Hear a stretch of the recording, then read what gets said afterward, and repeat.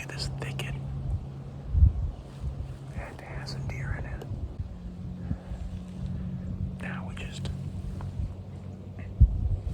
we gotta wait on a big old rock cruiser. Whew, man, that was exciting.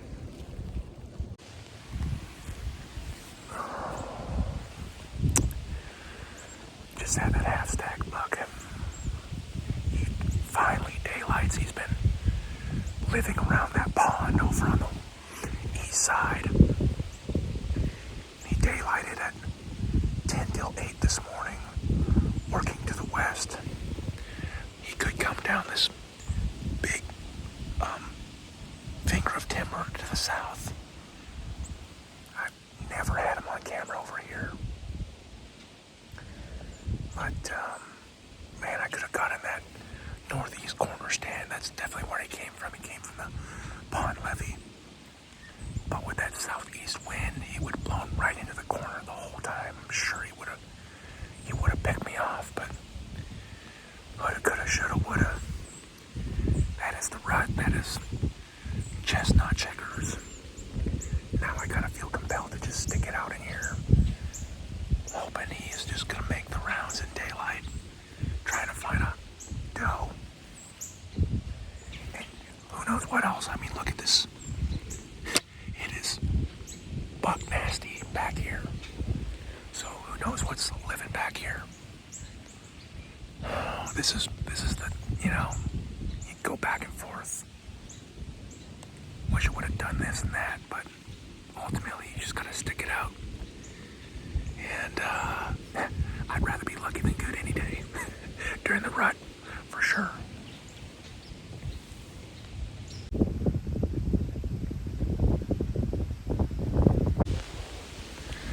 It's about noon. I haven't seen nothing. It's been totally dead since the beginning of the morning's action. So I'm gonna slowly start packing up, climb down. We got some rain coming in this afternoon. And then the temps, I mean, it's cold today, but the temp's gonna really drop tomorrow. And I got a north wind, so hopefully good things happen on that north wind. But I need to go get my hair cut. I've got some business meetings up in Minnesota next week. I'll be traveling, so I'm gonna use this afternoon to catch up on that stuff and clean myself up a little bit. So that way I'm professional looking for work. But I always say it, chestnut checkers. Just gotta keep moving, keep making moves, and staying positive. That is so huge during the rut. Gotta stay positive. Gotta keep the right frame of mind, and ultimately, don't take bow hunting that seriously.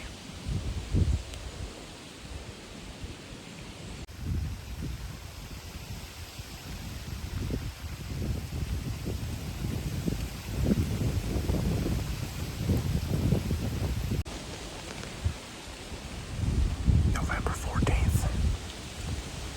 I thought I really buggered it up this morning. I went to the wrong tree, and I got my ankle stuck in a deadfall. Stuck my hand right in the honey locust. Drove them thorns right into my wrist. And then there was a deer in the corner. He started blowing, stomping. I'm like, man, if I see a deer, it's gonna be a miracle.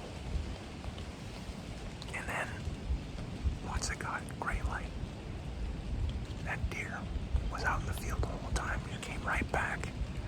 It's a small 8 or 10 point.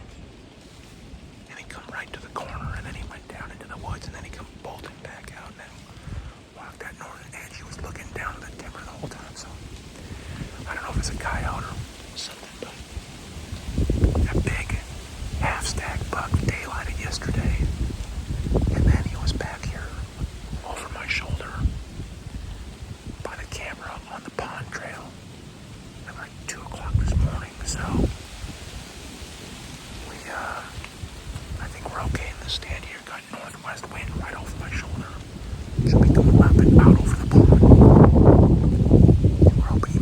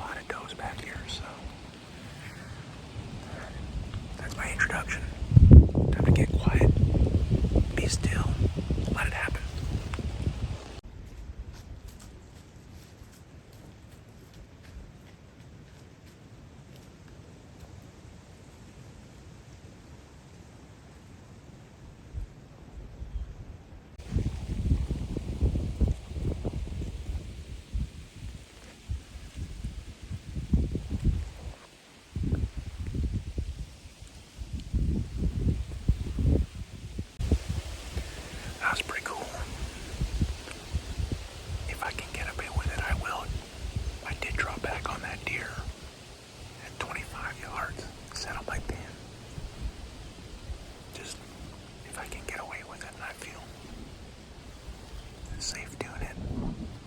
Draw your bow back, practice aiming. Just don't let off that safety. Well, that's a good sign. Hopefully the deer, they want to move all day. I've been kind of checking cams back and forth. My buddy Shane killed a really nice buck last weekend. High 150s, almost 160. Mainframe 10 point with a double split. Inside point making a 12 pointer. He just sent me pictures of another bruiser Illinois buck, so the weather's not great. My wind speed is good, wind direction is good. I already had a PB&J Uncrustable, so life is good right now. Just gonna stick it out.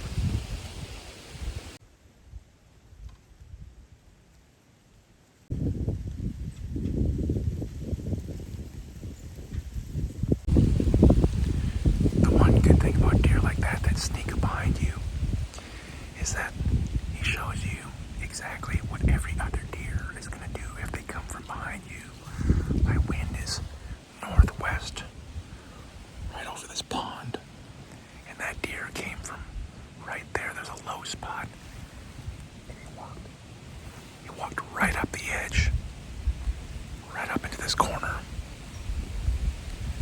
So I feel really confident there's actually no way the deer can get behind me. You can see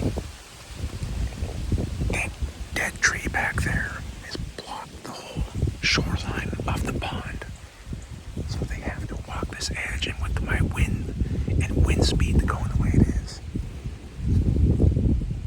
Now, we just need one that has 150 more inches on top of his head, and then we're golden.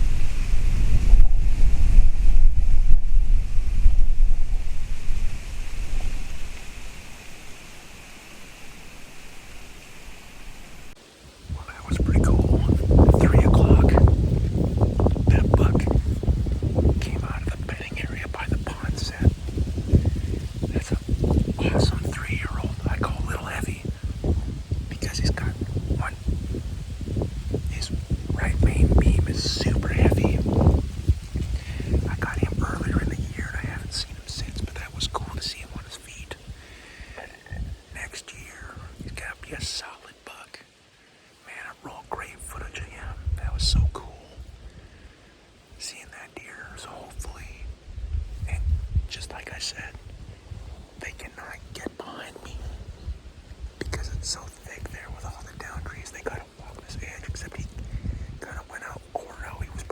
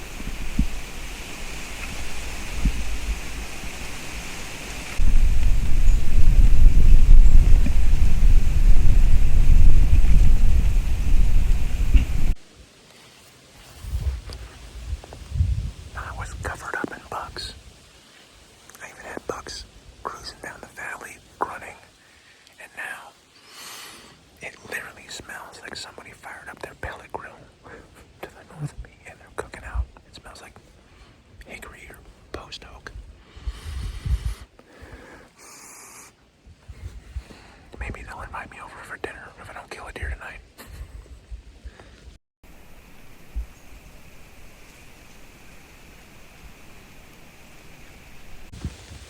It's some of the best action I've ever had on this farm.